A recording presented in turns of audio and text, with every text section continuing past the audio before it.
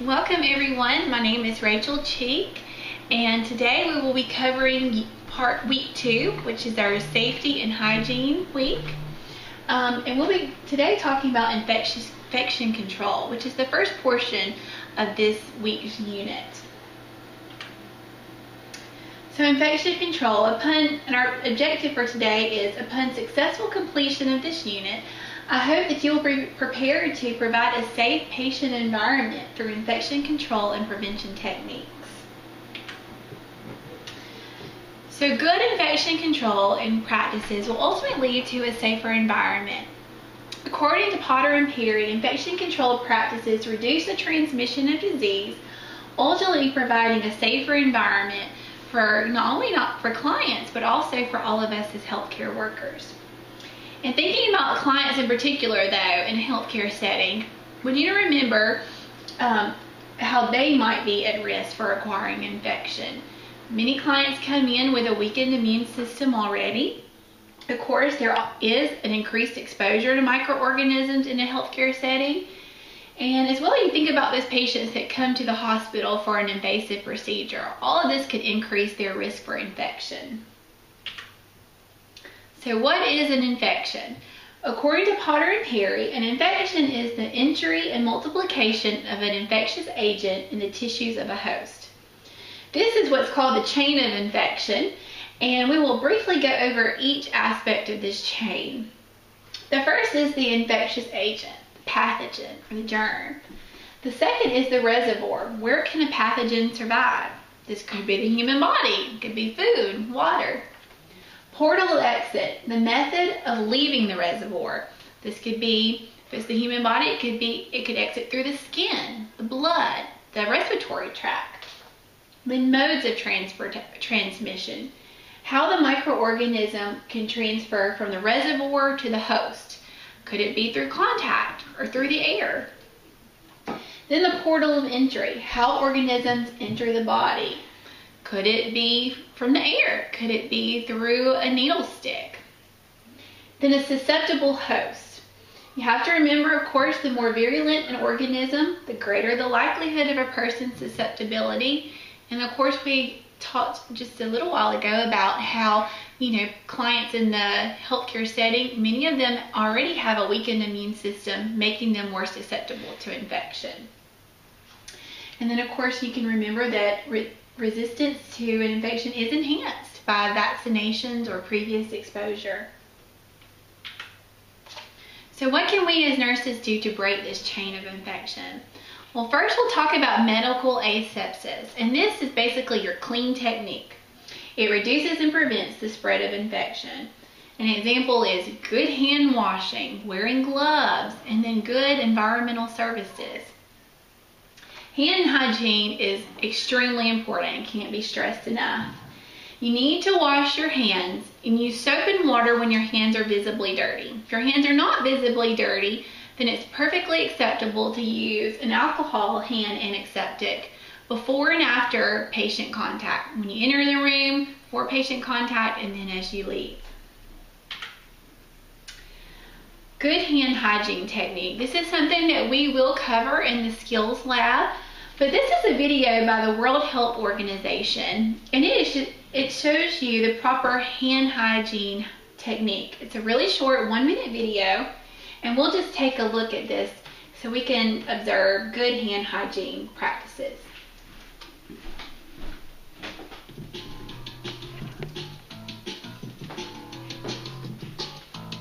Hand washing should take you about 1 minute. Use a timer or count from 1 to 10 in each of the following steps. Wet hands with water and apply enough soap to cover all surfaces of the hands. Let the water run smoothly to avoid touching the tap later on. Rub hands palm to palm to obtain a good quantity of foam. Then rub right palm over the back of left hand with interlaced fingers, and vice versa. Rub again palm to palm with fingers interlaced. Rub the back of your fingers to opposing palms with fingers interlocked, repeating this action for each hand. Rub rotationally left thumb clasped in right palm, and vice versa. To clean the tips of the fingers, rub rotationally backwards and forwards with clasped fingers of right hand in left palm and vice versa. Rinse hands thoroughly with running water. Dry hands thoroughly with a single-use towel. If the tap...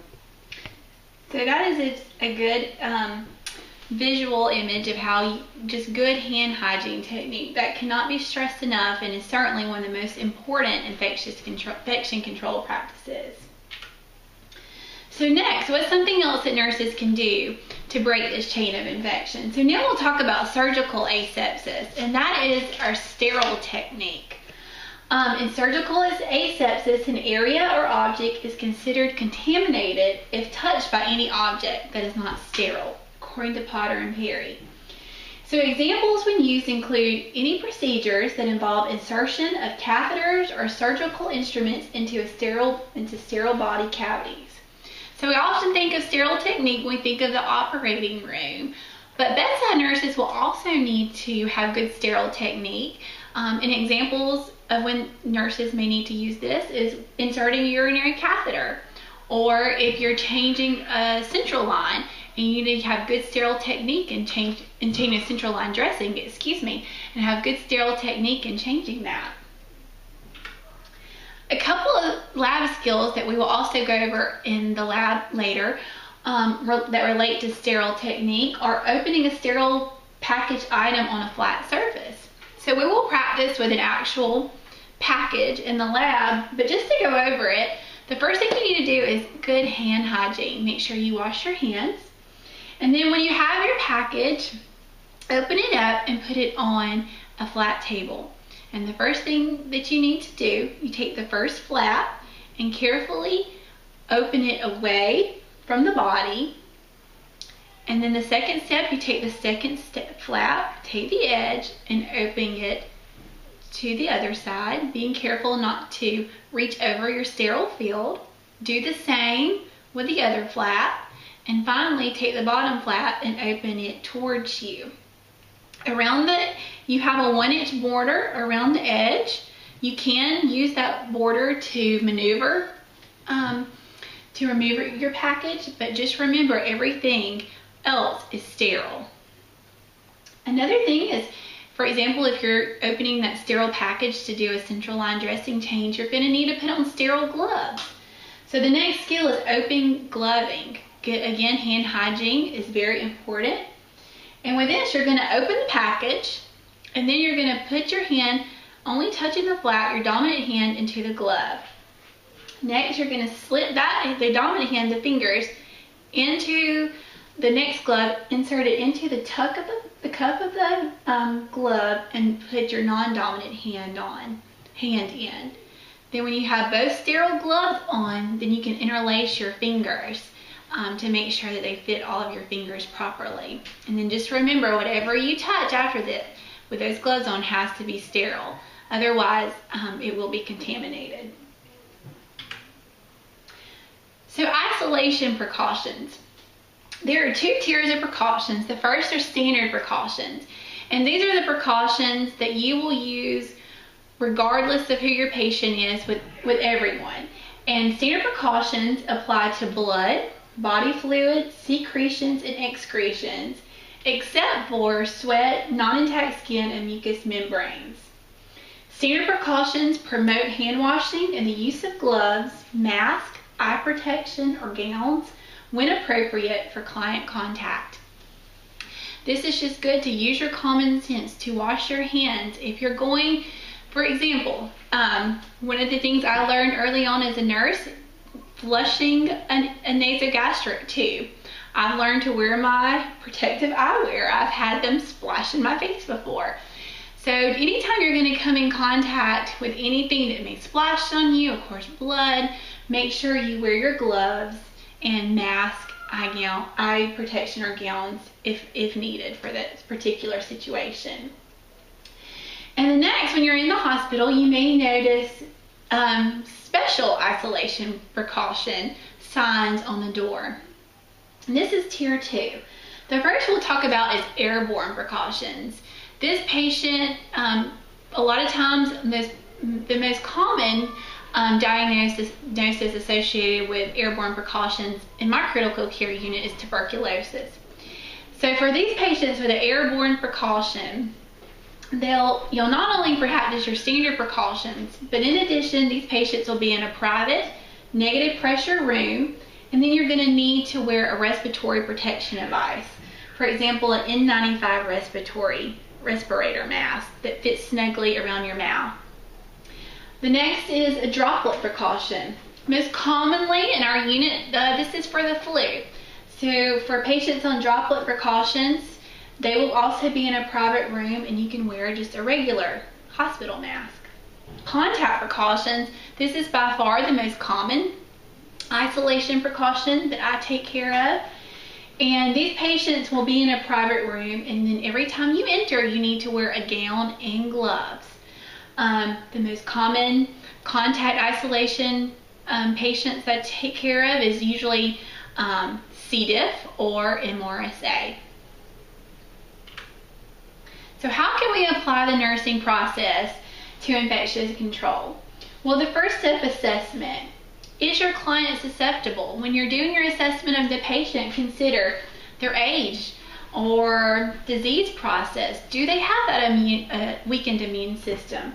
Or nutritional status? Or laboratory data? Are their white blood counts? Is their white blood cell count trending up?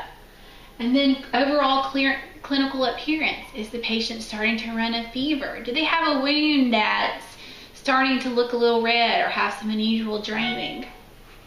The diagnosis. Is this patient, does this patient have impaired tissue integrity? That could lead to infection.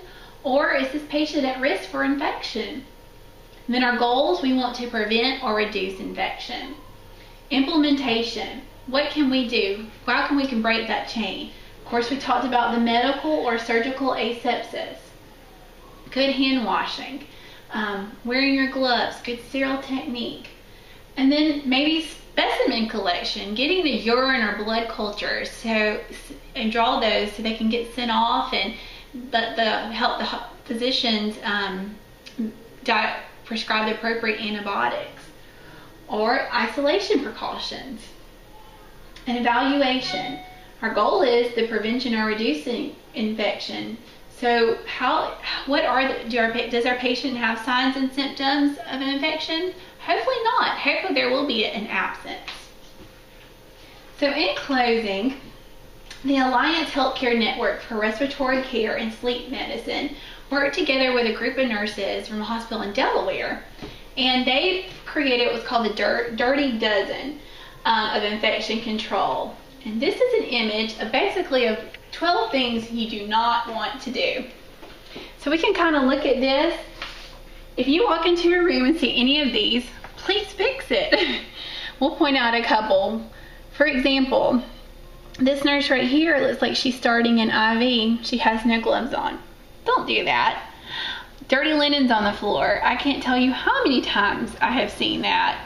Don't do that. And then of course this patient, looks like this patient should be on contact precautions. She has a gown on, she has a glove on. Doesn't have gloves on. She has a mask, but it's not covering her nose. She's eating, drinking, and she's on a cell phone. Another one, the patient's Foley catheter is above her. It should be below. All of these things, if you see them, fix them. And the most important thing is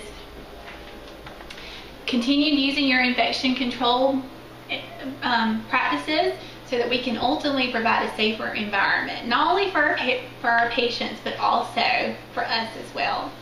I hope you enjoyed this. Thank you so much.